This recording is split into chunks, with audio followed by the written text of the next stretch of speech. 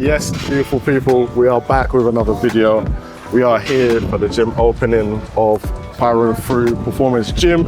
I'm here with one of the owners, Mr. Al. So today we're just going to do an SBD session, so nothing crazy today, just keeping it light. Obviously we've got about an hour left before he has to kick me out. So we're just going to follow him inside the gym and then see what it looks like. It's amazing. Honestly, this is the best powerlifting gym for me in the country, man. It's unbelievable. So hope you enjoyed the video today. There's gonna be some new faces, some big faces in there as well. So we're gonna get mic'd up. Enjoy the session today, man. Let's go. This is our new reception area. Merch, freebies from ESN.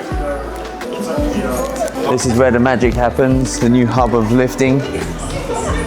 As you can see, we're fully loaded. Fully loaded. So we've expanded to this room to basically give ourselves more of a class space, because the room next door was a bit close and we were very restricted to what we could do with our class members. Using the space now, we're going to be hitting more high rocks, FX and Metcon based classes, but also running our Power and Through Method strength and conditioning classes and our junior strength and conditioning classes, which run for all levels and for all sports. Cool. We've got, throughout the gym, we've got 2 racks from 5 kilos up to 50 kilos of dumbbells, so that's 2 sets of each.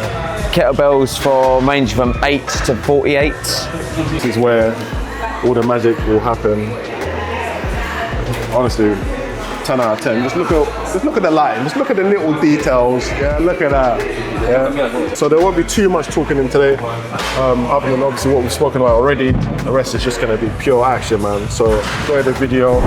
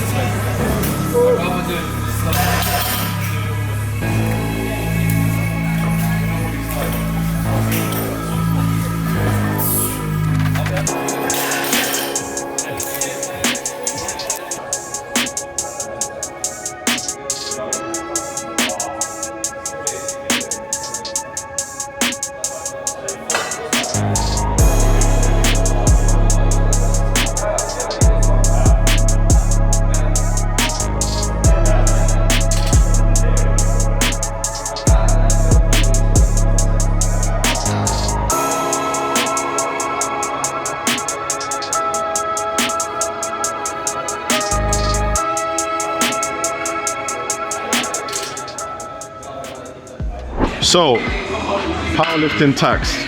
That's going to be the topic for the next video. So I'm going to give it over to Marv, and he's going to break it down so people at home can understand. Long and short, you make too much gains too quickly, you got to pay the tax. You know what I'm saying? You can't push and think your body's not going to push back. You'll notice, you know what I mean, whenever you have a block, you're pushing a bit too hard, you get a bit too greedy too early, you got to pay the tax the following block. And the tax is heavy fatigue that needs time to settle down, which you don't want to do. You want to be making consistent, gradual progress. CJ, the guy called Venom, by the way, he squats 325. Whoa, 333.5. Put some respect on his name. Well, I feel like I'm not your usual taxpayer, I'll be honest. I can endure heavier training, a bit more common than your average powerlifter. I just think it's just the way I've been training in general before powerlifting, why I can get away with that as such. But tax is a thing, and I do agree. And what I try to do is, when I feel it coming in for me, is I try to execute my top sets to the best of my ability, but through the week, your accessories also add to this tax. I feel like a lot of people, even though I do believe you should push your accessories, there is a moment that if you push it too much later on in the block, it carries over to your main lift. So I feel like if you pace your accessories as well as your main lift, it also helps avoid too much tax, in my opinion. And to add to that, you have to see it more like, what can I push, what can I hold back on? Which I'm trying to say. So in CJ's case now, he pushes his accessories pretty hard, he pushes all his lifts pretty hard, but then his diet is good. Do you know what I mean? He's on what 350 grams of protein a day. Do you know what I mean? Like 600 grams of carbs. You know what I mean? He's sleeping well, like all those kinds of things. So the tax can come in different forms. If you're pushing all of your lifts and then you're not eating very well, then it's only a matter of time before your body starts to tell you, relax. Do you know what I mean? If you're pushing the accessories super hard and then pushing all of your lifts super hard, it's only a matter of time before your body's like, yo, you gotta chill. And obviously when you don't chill, that's when you gotta pay the tax. So the long and short of it is, if you pay your tax, so if you're doing all of those things, then you're good. You don't pay your tax, then, you know what I mean, it's gonna be taken. Taxman's coming. You know what I mean? So our next video, we're gonna do a deep dive into this topic. So it's not only gonna benefit powerlifters, but bodybuilders, normal people as well, you know, just normal gym goers, but understanding this and how to progress properly, because otherwise people will be deadlifting 1,000 kilos and bench pressing 300, God knows what. So learning how to push properly so you can continuously make gains without having to sacrifice too much, and then fatigue management is probably the most important thing for anybody, powerlifter, normal gym goer, or just a massive brute style bodybuilder. I don't know what it is, he's just massive.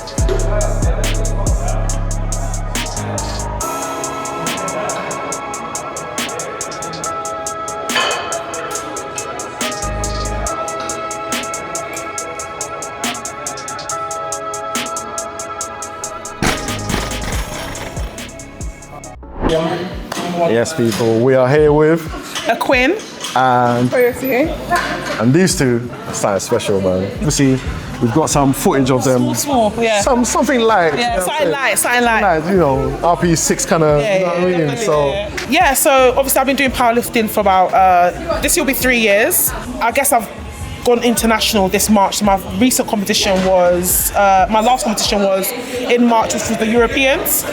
Yeah, good comp. Managed to put up a decent total. Yeah. Extended the British. Yeah, I extended the British record. Yeah. Congratulations, but man. it's good to know now. Obviously, with the training today, Yeah. my how would you call it? My last total before comp is the same total. It's 3 kg less than what I'd done in March. So Serious? progression's there, definitely. Yeah. it's crazy. So yeah, happy with that. So we'll see what we can do at the next comp. That's it. What got you into powerlifting, both of you? Like, what would you say? Funny enough, I didn't really know what powerlifting was. I think maybe like 3 years ago. So towards the end of 2022, people were like, oh, I should powerlift, but yeah. So I did a little bit of research, and I was already doing like heavy squats and heavy deadlifts, never benched before. So then I was like, oh, let me challenge myself and enter my first comp. And the rest is history. So how was your first comp? It was good, but because I like almost trained myself, so it was a bit difficult. And then especially with like commands and like technique, it was a little bit difficult. From someone outside looking in with her comp, she did well. Yeah. Because you already went over her first comp. She already went over 500, which was basically new for us 84 plus. Over 500 in your first competition? Yeah. So it was like. But yeah, I think with like just obviously I have a coach now, so I think just sharpening up technique and like knowing like all the different like commands and stuff. I think So let's talk about numbers, man. How was the Europeans, wasn't it? So squats. So Europeans, I went for a 250 squat, which matched the British record. I was a bit unwell around that time, so I was actually happy to get that. But we were looking to break it, but we just matched it there. And then for bench, managed to get 120, which was pretty okay. Massive. Yeah, and then deadlift, got the European record, which was 268, which was alright as well. 200. That's amazing. What about yourself? My last comp was British Nat. Yeah. So 235 squat, 117 bench, and 263 deadlifts. Obviously, you guys train together. I remember seeing a video come up on The recent the recent one. Let me jump in if you can match it. What was the idea behind that? Well, you know, to be honest with you, I love creating content. I love it, and I love. Obviously, I train where I am with my partner, but we do love coming out and being social. So I was thinking, do you know what? People in my DM saying, "Go again, you are going again," and I was like, "Tosin, let's just come and let's just give them what they want for this one, you know." And Tosin was like, "Yeah, come then," and then we end up linking up and have training together, which was really fun. Yeah, it was a good video. My final question will be: what does it mean to you to be a woman in powerlifting? So for me, I think being confident is one of the main things. So coming to the gym by yourself, training by yourself, you build confidence. Knowing that you can lift weight, you build confidence. So I think for me, it's knowing that you got yourself, you're strong. So I was having a chat with somebody and they were talking about how you get fearful before you do a lift, but you learn so much about kind of like surpassing that fear to do what you need to do to get that number. So it's a weird one, and you can take that life habit and apply it to things outside of powerlifting. Absolutely. So I think it's about building confidence and being able to take that with you anywhere. I know I can step out and I know I feel strong. I feel like I can protect myself. And whatever I do, however I speak to people, I'm there. So yeah, it builds a lot of character, I would say, as well as strength as well. So yeah. So? I think for myself, I feel like powerlifting is just a way to showcase my talent. And also I feel like even just on the mental health side of things, I feel like training and being consistent really is good for my mental, and I know a lot of other people's. And I think similar to what Quinn said, like just being able to be confident and strong, obviously on the platform, but off the platform as well. Yeah, show with what you're doing, Some amazing content out there. We're with amazing people, super strong people, so they're going to give more tips. Only get stronger. That's what you need to understand. That's the crazy thing. That's what you need to understand. You need to be on the journey to watch what's going on. It's a bit madness. Exactly. As I was saying earlier, the aura that's just radiating off the both of them is nuts. I just feel like, small fish. Honestly. Well, guys, thank you so much. Thank you. See you later. Take care.